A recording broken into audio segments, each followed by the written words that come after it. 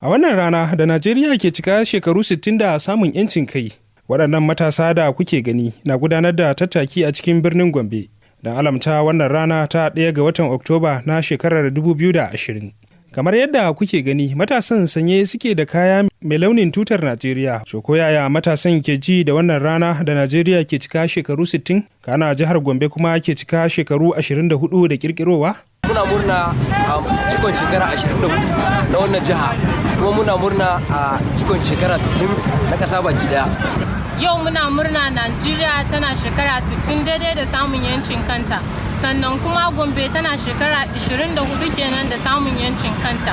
Muna kuma kira zuwa ga mai girma gwamna, wato shi His Excellency, ya yi kokari ya taimaki 'ya'yan makaranta, domin mun san makaranta shine kaɗai hanya da za a koya ma mutane kuma su zamanto wasu abu nan gaba, kamar yadda aka ce 'ya'ya su ne shugabannin gobe.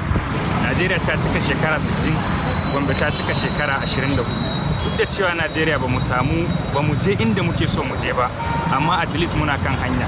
To ni a matsayina na ɗalibin Gombe kuma shugaba a cikin wannan kungiya, ina so in mika sako ga shi ne girma gwamna Alhaji Muhammadu Inuwa Yahaya. Muna mika kokon baran mu ne ga shi mai girma gwamna da ko da iya wannan present administration da muke ciki ya taimaka ya biya scholarship din sadda ɗalibai sun kwambi a ƙasa. Matasan dai na ganin goben 'yan uwansu za ta yi kyau, muddin aka ba su damar jin ragamar shugabanci a wannan ƙarni na 21.